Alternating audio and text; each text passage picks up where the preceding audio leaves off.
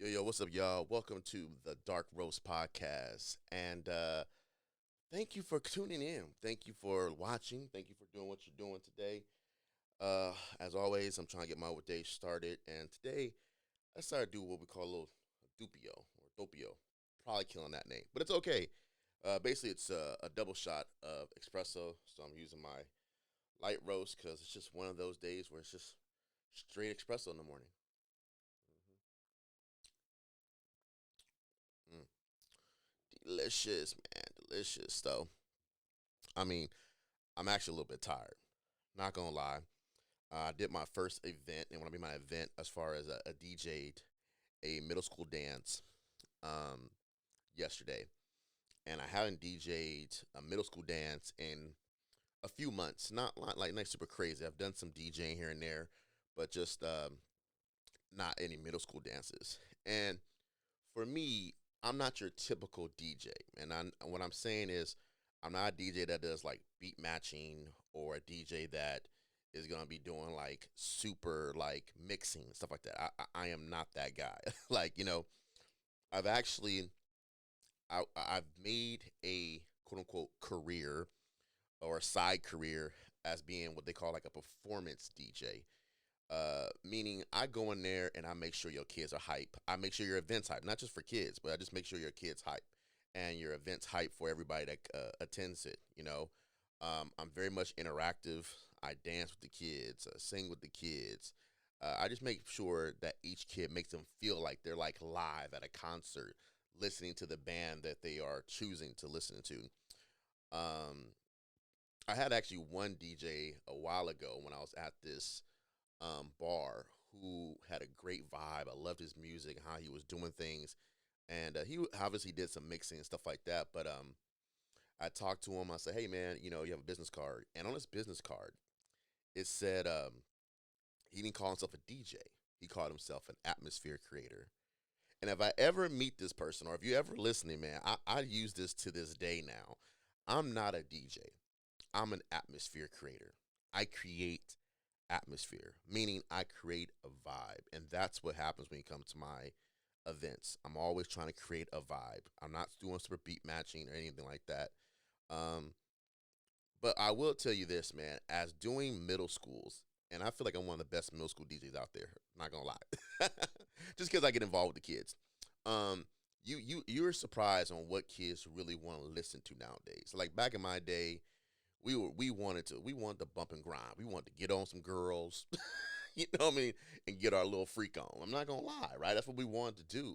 Nowadays, kids just want to sing the first 30 seconds of a song. It's crazy how their attention span is just so terrible because of TikTok and Instagram. Even though you're probably watching this on there, and I'm just so shocked about it, man. Like they'll know the lyrics to certain songs, you know what I mean, but not all the songs. They'll know the chorus, but not the rest of the song. They'll request songs that they have no idea what this song is about, but they're gonna be singing it anyway. And some of the ratchet ass songs that some of these kids like want to hear is crazy to me. Um, and I noticed there's certain people like are not for the club. Like this whole Kendrick Lamar and beef with Drake. Drake is a club DJ. I mean, a club performer. He's for the kids. Kids love his songs. They sing his songs. That's what they're for. And Kendrick's for the real hip hop artist. Let's be real. I can't play a Kendrick Lamar song from beginning to end unless it's humble, and the kids will know that to a certain degree, but they couldn't rap the parts and anything like that. Not like us was a phenomenon. All the kids knew just the first half of the song, so you got to say Drake. I hear you like I'm young. So that's just me venting, though. That's just me venting. That's what happens when I have a little espresso in the morning. Gets me all hyped and stuff like that. But that's not what we're here for today. Um, so today, what I really want to talk about is what happens when you're just so good at numerous things. You know what I mean? Like everybody always has a box they want to put themselves in. Like this is what I do well. But if you do several things well, and this is not to say like toot my own horn. I'm pretty sure there's a lot of people out there that what they do well, and they do multiple things well. But the trick is to figure out the job or the thing you want to do for the rest of your life that incorporates all that. You know what I mean? Like me and a friend were talking about this, and it was hard because I was telling her like I feel like there's so many things that I do well, and I kind of want to do all the things, and it's hard. There's not enough time in the day. I mean, let's think about it. Like 24 hours in a day, the recommended sleep time is 7 to 8 hours.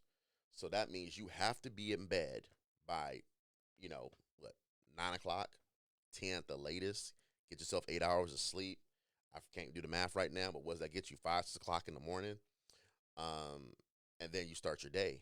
And any of us who has a regular, what they call a 9 to 5, which is really 9 to 6 if you have an hour lunch, um, you're working from 9 to 6. So that means you gotta get up, 8 o'clock, wherever you do for work, with either drive to work or work from home. I work from home. So I get up and then get my coffee ready, get my espresso ready, get everything I need to do to get my mind right for the day. And I get in my office, my home office here, and start work. And I'm there from 9 to 6. So you figure out after 6 o'clock, I am burnt out. I am freaking tired mentally. Mentally, I'm just drained. So things I want to do outside of that are more on the fun side, creative side, or things that just don't allow me to think so much. But you think about like if it's from that means I only have really between 6 to 10 o'clock, about 4 hours to really do something meaningful. And this is like I said, if you just work a Monday through Friday, you know what I mean? The weekends you have off obviously to do everything else you want to do. If you have kids, you're probably going to sporting events, you're probably doing parties, all those things, right? But it just made me think about how much time a day is really spent on just work and, not doing the things you really want to do. So for those who don't know, I went back to school in 2024. I actually got my bachelor's degree in advertising public relations. Thank you. I know it was a big accomplishment. Took me a while, but I finished. So if anybody's thinking about going back to school, do it. Finish. Get that shit out of the way. And it was a professor of mine's who actually got me into thinking about working in the field of advertising. I was very fortunate where after I graduated, actually a month before I graduated, I actually got a job working at an advertising agency. And don't get me wrong, I enjoy working for this advertising agency. It's a very great company to work for. The people are amazing. The company's amazing. What we do, we focus on um, multicultural in advertising. We're one of the first ones to really do that. And what I mean by multicultural, for those who know, we focus on the Black, Hispanic, and LGBT communities, and making sure that the advertisements come through authentic and to the liking of those genres. But I work what they call in media, and a lot of people don't know, the hard work that goes into media planning, media buying, and there's all kind of different things. I know there's probably some people from work that's probably gonna be listening to this or seeing it. Um, and we do a lot. There's a lot that goes behind the scenes to make sure the ads you see on your YouTube reels, the ads you see on Facebook, the ads you see on on TV, all the ads you see that's on the streaming services. It takes a lot in the background to get it to where it's at, right? And for that 60-second ad, that 30-second ad, that 15-second ad, and I'm learning so much. I'm learning so much working in the advertising industry, but it's not the thing I want to do for the rest of my life. And I struggle with this. I'm pretty sure some of us do. Like, we're working at a job where we appreciate the job, we appreciate what it's doing for our families, putting a roof over our head, putting food on the table, but it's not the thing. And some of us are just settling. Some are in jobs where we're just settling for what we want. And, it's not the thing. And for me, I'm more on the creative side of like trying to come up with creative ideas for advertisement, for marketing a brand, for pushing their brand forward, people facing. Like these are the things that I enjoy, and it took a long time to really realize these things. Like, because I felt like there was things that I were good at, so many things that I'm like, how do you make it all into one? And I'm not gonna lie, still to this day, I'm struggling to figure out what is the thing, what is the one thing that I can do that incorporate all the things that I know I'm good at into a job that I can be like, yup, this is not a job. This is not a work. This is life. This is what I love to do. And I do this because, it makes me happy and it puts food on the table and a roof over my head. Um, for me, I was a basketball coach for many years, a high school basketball coach. I love coaching. I miss it. I took time off to go to school. I kind of stopped. I've been helping out my boy here and there. Shout out to my boy Lavelle and the Mingus girls basketball team. And it's just been, great helping them out. But it's like, I do miss it. I do miss head coaching a team. I miss waking up early, doing practices, and being a mentor to these girls out there, for those who lack of a better term, don't have father figures in their life, or their fathers work a lot and so they're not around that much. Not saying they don't not getting love, but just they're missing that little male influence. Sometimes I'm just a big brother to people, and I love it. I love it, that I can provide that for some of these girls, and I feel like I was a scapegoat for some of them, and I do miss that. I do miss that, and I think I did that well. I also know that I really enjoyed emceeing. I love, talking to people. I love getting the crowd hype. Um, I love being that centerpiece, and I'm not afraid to say it. I like being a center of attention. Look at the podcast. Let's be honest with you. Like, you know what I mean? Like, I love being a center of attention. You know what I mean? Especially when it's something around something I enjoy and I love to talk about. Hell yeah, yeah. Come on, put it on me. And so me being a host and MC is something I really enjoyed. The only downside to that, like I always felt like my reading level wasn't the greatest, be honest with you. But so I enjoy doing those things. I'm like, what if I did more of those? But it's like it's so hard to find hosting or MC jobs. And plus, for those kind of maybe in the industry, it's hard to keep those. It's kind of like being an actor. You know what I mean? I had a buddy of mine who was the in arena host for Los Angeles Clippers, and after COVID and budget cuts, lost his job. He wasn't doing a bad job. He was doing freaking amazing. He was great. I actually went to one of the events and saw him there. And he's super dope. Super dope. This guy like I look up to when it comes to in arena hosting. These are the people that are like in the arenas, making the announcements, doing like the giveaways while you're in the stadium. And you think this is a great job, and it is. But it's just like being an actor or whatever. Like it's by gig by gig. You're not getting a 40 hours a week check. You know what I mean? So it's you're going from event to event. Unless you can get on streaming and get on red carpets and stuff like that. So and there's different things that you can do. But anyway, long story short, I thought I was good at. I know I was good at emceeing and hosting events, and I also am just good at coming up with creative ways to move people forward. You know what I mean? Like some creative ideas, like out the box thinking. And so these are all like things I knew that I was great at, or good at, or good at, great, great, good, great. No, I'm gonna say if like I was great at. If I was great, I would make my money, right? I don't know. And I'm like, how do you make that into a career though? There's so many different things, and I think sometimes we struggle with that, and it's like we have to find the common denominator in all those. Like I ain't learned shit from math, but I learned about common denominators, and not to the respect of math. I've led it to like in life. Like we gotta find the common denominator of all the things that we love to do, and what is that common denominator? And I feel like I'm almost there. Like I'm about 80 to 90% sure. Like I'm almost on the fist of it. I'm 39 years old, and this is what I'm saying this. And I'm saying like it's never too late. Some people find what they love to do early. I just it wasn't me. Might be you out there, but it's not me. And I'm really I'm really excited about this next chapter in my life, where I'm really finding what I want to do. And nowadays with YouTube and all these different factions of putting yourself out there, like you can make your own business. You can make your own business.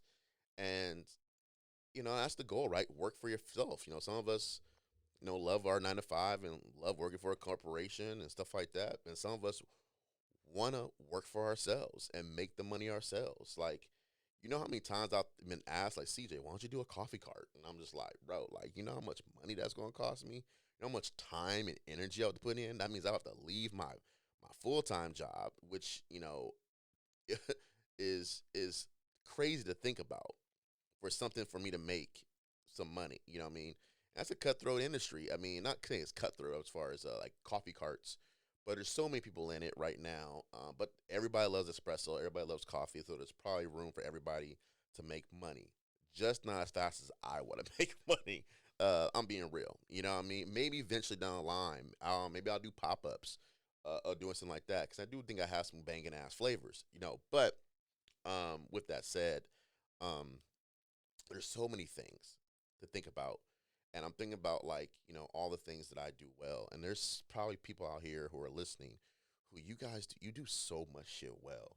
You do. And sometimes it just takes time talking to friends, talking to your significant other, and really dive into what is it about this particular thing that I do well. And I know it's gonna sound, redundant, but it's like the old verbiage when people say like, um, do what you do what you would do for free, and turn that into something. I don't know that's or I'm pretty much messing up that verbiage. I don't know how it goes, but that's something that helped me out. Was just like, what is the one thing that I know that I used to do for free and I was happy with it. You know what I mean? Like I was cool. Like I can work this and be happy. Like and for me, it was always around an event. I loved working in an event. For some reason, I loved getting up early, organize the event, working the event. Like, and I guess that love came for it. We're working with the roast float, and waking up early in the morning, setting up the tent, for Kids Day or the street fairs, and interacting with the people and just having a great time. And I did that shit for free. I did that for a nonprofit organization. Didn't get paid. Waking up at 6, 5 o'clock in the morning, going down on street fair day, setting up a booth, and being there all day, break down and go home and be happy about it. Like going to Pasadena. Like I spent so many nights going to Pasadena on New Year's Eve. Literally. Like I've probably spent New Year's Eve at home a total of my lifespan, maybe 4 or 5 times in a total of my lifespan. Like actually spent home on New Year's. That was and that's probably less than that. I'm probably giving myself more now, I think. Probably only 3 or 4. And that to me is crazy. But I loved it. I loved it. And I'm like, how do I turn that into something? Like I did that shit for free. Didn't complain one bit. I mean, I did complain, but I had fun. I'm not gonna lie. It was a great feeling. So there's so many things out there that I be thinking about, and I'm just I'm scared that I'm gonna find it too late. I'm scared that I'm gonna get to the job too late. I'll either be too old, or it's just my time with it has passed. But I think about it, it's never too late. It's never too late. When I feel like I'm getting there too late, I always think about actors, and the main actor that comes to mind is Morgan Freeman, who started careers late, and look at him now. I mean, God played God of all things in Bruce Almighty. And didn't get no backlash for it, by the way. That's kind of hilarious to me. But I feel like everybody that plays like a God character or Jesus always gets some type of weird backlash. But Morgan Freeman plays it. We're like, that makes sense, you know. But I'm just at awe. I'm just in awe, um, of thinking to myself like finding that thing. I've started what I call on the spot creative, which is my company. And sometimes it's so funny. I tell my friends I hate calling it a company because I don't know if it's really a company because it's really just me. Um, just doing like creative strategy and creative consulting for brands or for people who are looking to, make themselves louder, whether it be on social media or whether it be in their community. That's what I want to do. I'm like, I want to turn this into something, because quite frankly, the money I make at my job is cool. Okay, let me pause. The money I make at my company is great. It's great for a person who just got out of college, who's working in that industry. Like, I'm at the perfect entry level job after getting my degree. The only issue is I'm 39 years old. you know, if you're graduating college, you're around, you're 24, whatever case may be. This is the perfect job, and it's really good money for what I'm doing. I mean, as an entry level job, but if you've been around the block like I have, I've held so many jobs, different kind of jobs in different industries, and I have a wife, I have a home, and there's so many things that me and my wife want to do that, being honest with you, I'm not capable of do because I'm financially restricted on what I can do, and that hurts me.